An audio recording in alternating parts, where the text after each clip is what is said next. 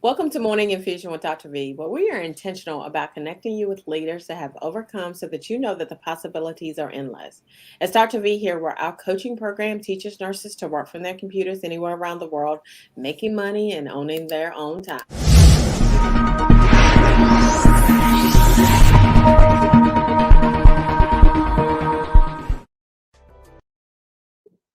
Our featured guest today is Tamara Neely.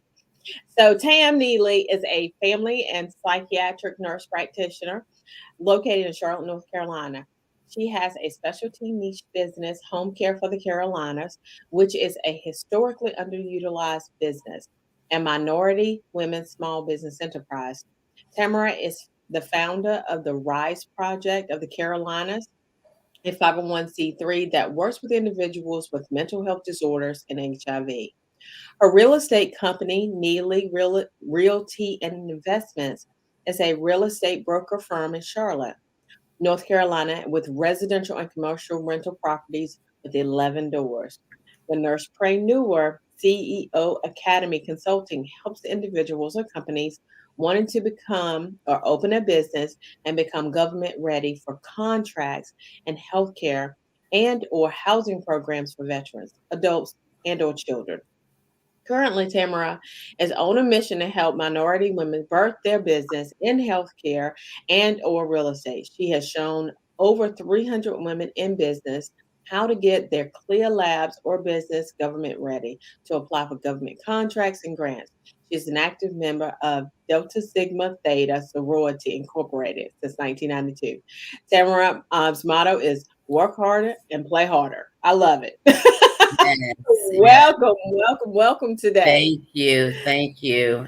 I'm glad to be up early this morning. Because you're not the early morning, right? No, I'm the late owl. So now you started, your life started out interesting. You were held back in kindergarten, which is Yes. completely interesting to me. Now, why Yeah. do you think this happened and when did you realize this?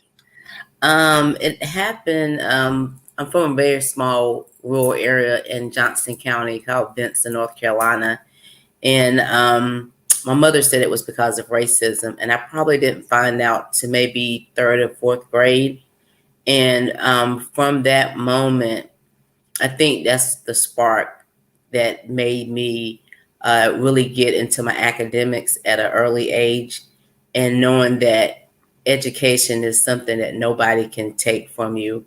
Even if there's racism there, you can always, anything that you learn, you can take it somewhere else. You can start your own business. But once you learn that knowledge, no one can take it from you. I love it. And I remember one of my friends telling me that at the county, the city line, whenever, well, maybe it's the county line, whenever you come to Johnson County, like back in the 80s, there was a sign that Mhm. said the home of the KKK. KK. Oh yeah, I saw it. We had to pass by it, and they would even have marches downtown. So that is part of my growing up. So racism was very, it was there. It was like you could see it. So blacks had their place, and we just didn't go out during that time when they were marching or whatever. But yeah, That's I've been crazy. around racism since I was very small. That is crazy. So now, what were your feelings like when they were marched downtown? The KKK. What were your feelings at that time? Well, I was young, I was probably like, definitely maybe middle school. So I kind of knew about it. I was just frightened that, people could walk with white sheets over their head in disguise, but not show you their face, show you who they really are. And, and that it would be okay. Like nobody was getting arrested for doing it. I think it's interesting what you just said about in disguise and not showing you who they are. I remember I had um, There was an EMS crew actually, and when I was, very early in nursing, and I remember one of the guys coming in and telling me that there were some people that were in this EMS crew that were prejudiced, right? Hmm. And I remember being upset about the fact that they, were prejudiced. And then someone said to me, they said, you know what? It's sort of like Maya Angelou's quote, when people show you who they are, believe them, Leave right? them. Mhm. Oh, yeah. Believe them. And so I was like, I'd rather know that you are who you are and that you're not showing up for me, right? And I think that Mhm. the George Floyd incident brought out a lot of, it really, really helped us to understand, where a lot of people stood on that. So Oh, it's really yes. interesting on that. So now Yes. your father was an entrepreneur. Now, what did he Yes. do, and what are some of the valuable lessons that you learned from him? My dad was started out as, he was a truck driver, so pretty much done like short distance, but he would go out maybe 2 days, come back home, then go back out, and he was home every weekend. So I guess that was really his first one. But I always think of, my father was the first black barber in Benson, in my small town, for probably over. Um, it wasn't until I went to college, so it was probably over 20 years before someone else came in. And so basically, what I learned from my dad was that work ethic. Working a job, 40 plus hours a week, but being there Saturday to, open up at 7 or 8 o'clock and cut his clients' head. So that determination, that work ethic, that's what I got from my father. I never really wanted to open a business. It just, an idea. I saw someone doing something with a non-medical home care agency, and she told me how much money she was making. And I was like, what? You're CNA and you're making more than doctors and nurses. Okay, I'm doing something wrong. I said, I'm doing something wrong. So let me figure this out quick, because there was going to be a moratorium. This was back in 2006. And this was like in May. So you had to have everything completed by like November, because the moratorium was going to start that January the 1st of 2007. And I had it open and everything by October. I mean, I had it. I mean, like no name, nothing. I just saw her, work with her that one day, and I was like, "Oh, I'm about to figure this out and do it." And that's what I did, and the rest is history. I think everything just, how you look at your parents and see what they do.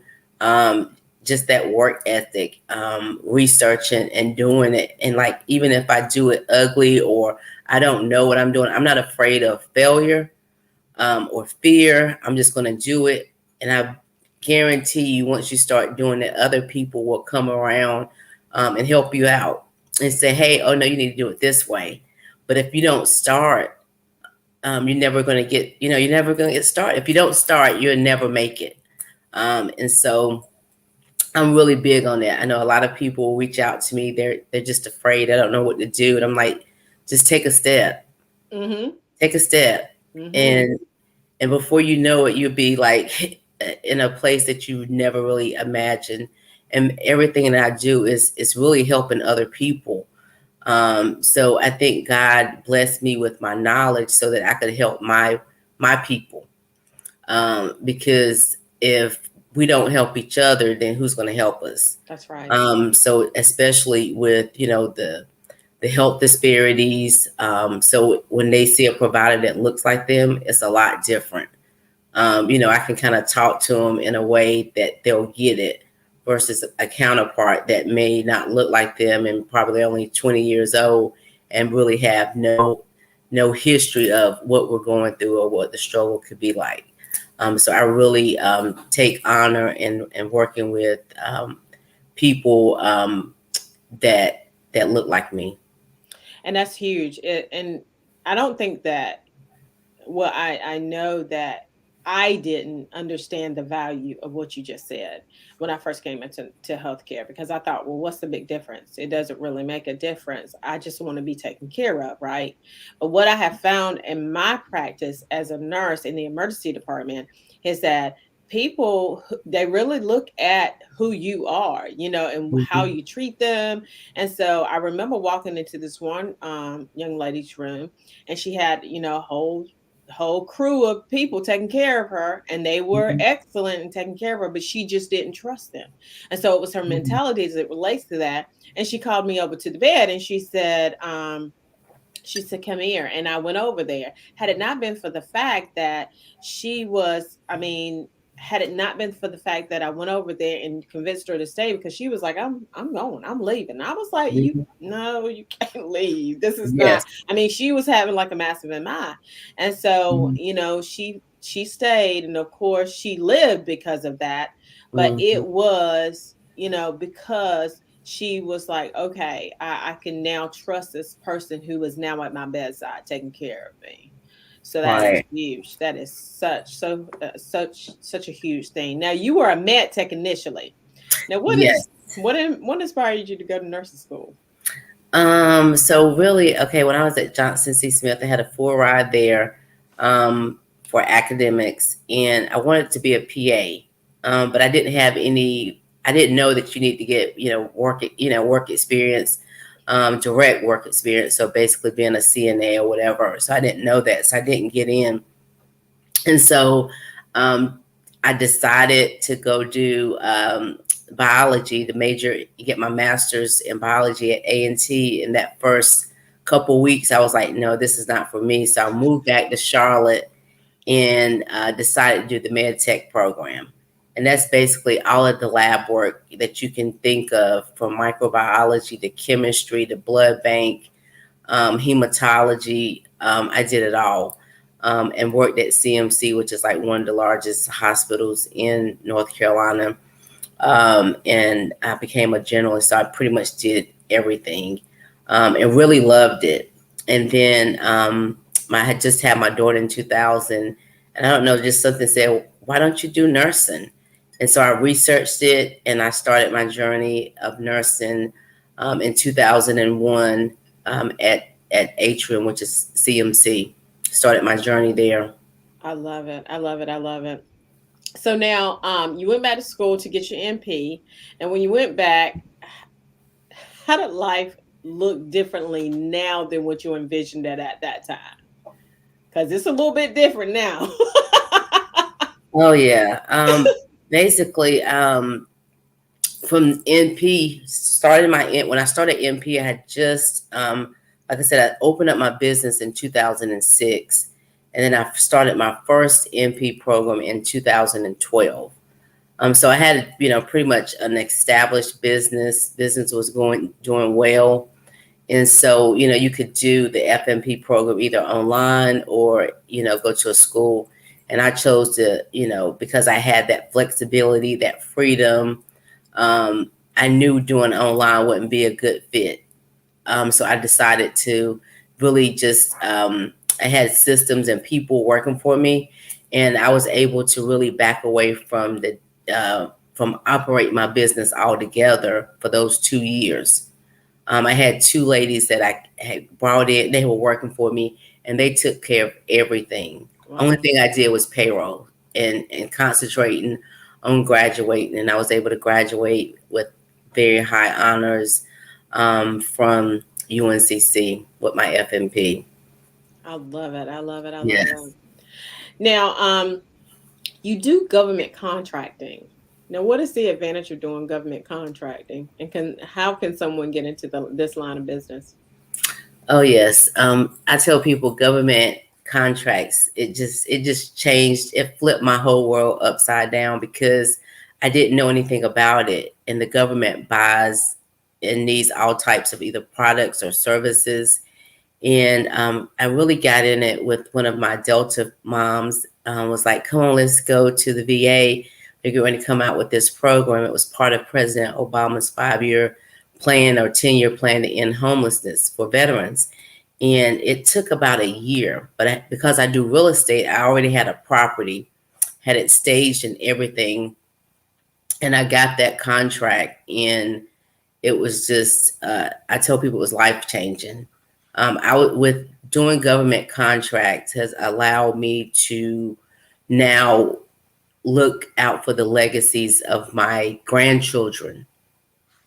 Wow. We're good. I spoke to my financial planner on last Friday. He was like, "You're good. You can retire. Everything is great." And it was all because of working with doing government contracts. And I would tell people, you have to, in order to be government, what I coined government ready, you have to have your DUNS number and your cage code.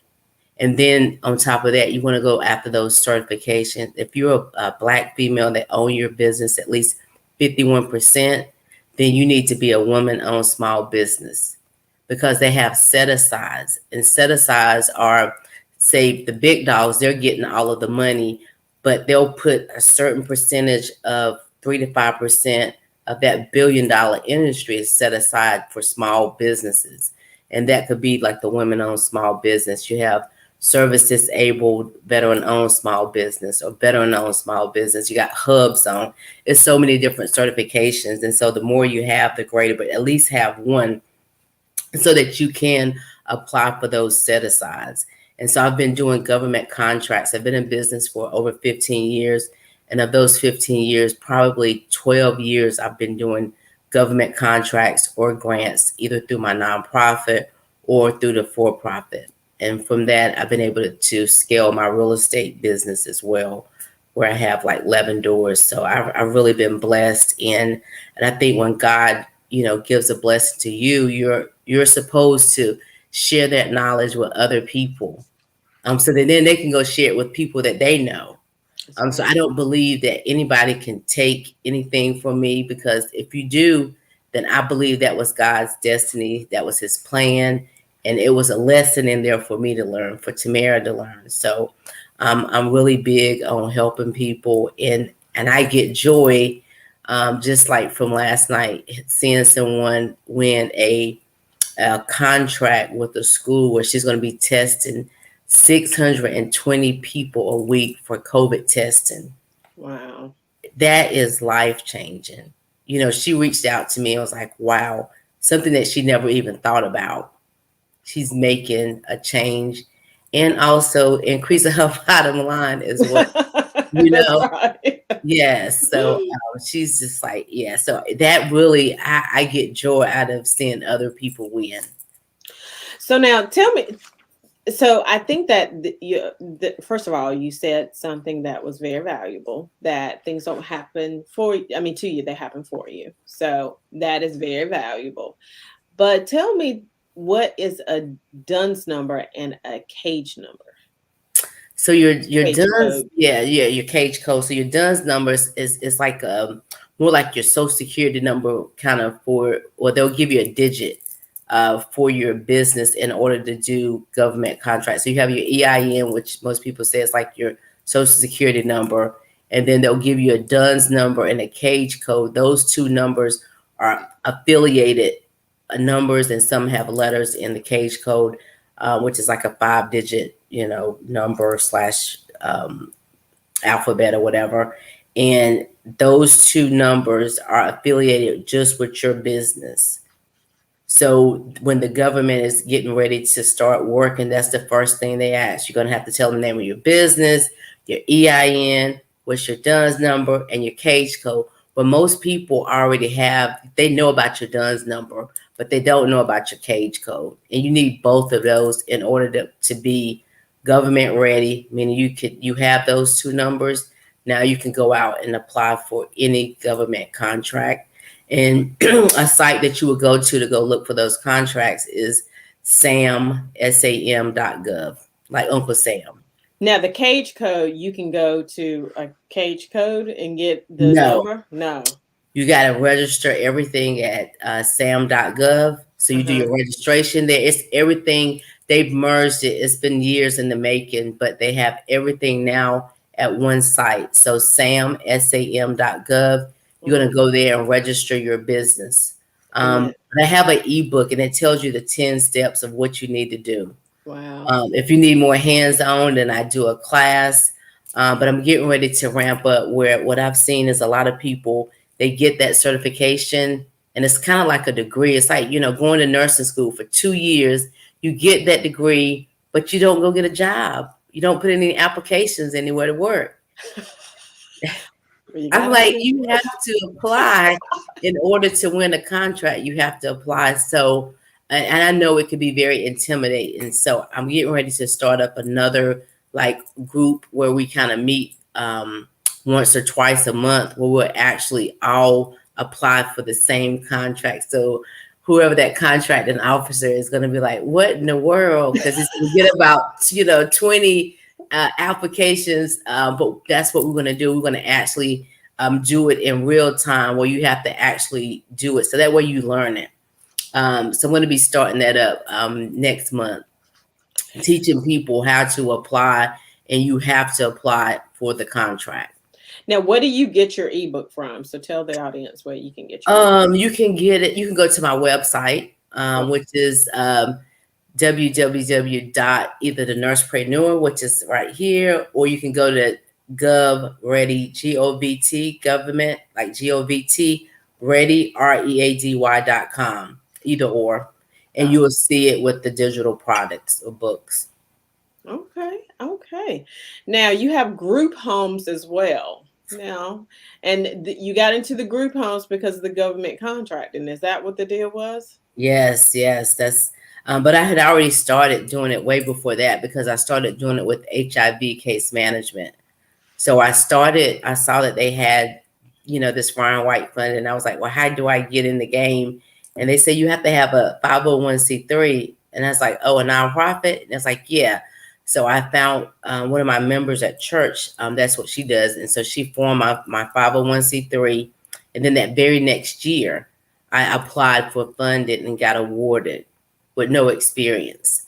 We had HIV experience, but they gave me money for emergency financial assistance. So we've been working with the health department here in Mecklenburg County Health Department for, like I said, 12 plus years. And we provide services for people with HIV, which is mostly the minority population.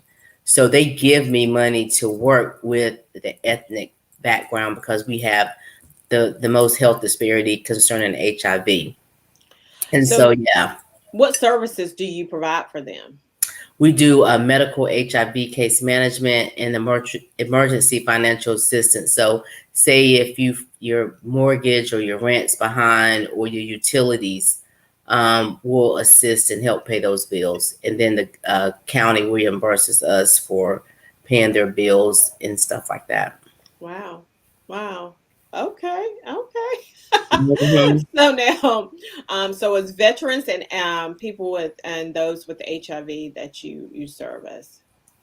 Yes. And then my veterans are more in my group home setting. So I have the 2 contracts with the VA. I have 1 grant with the VA. So I house 6 veterans, which are all male in each program. So I can house up to 18 veterans. And so these are just people who like they just don't have anywhere to go. Like how did you Yeah. find the veterans?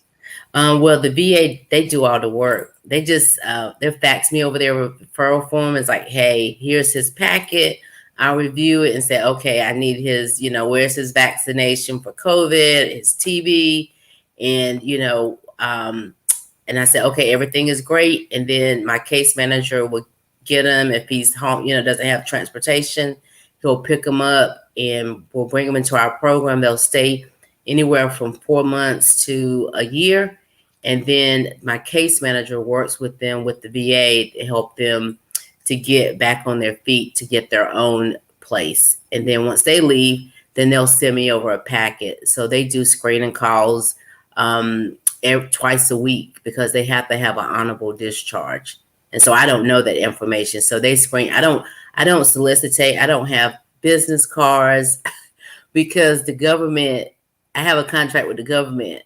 So when I really meet people, it's really authentic. They were like, where's your business card? I'm like, I don't have business card because the government, they give me my business. So Yeah, I've really been blessed to be a blessing to the people that I work with, to be able to employ people.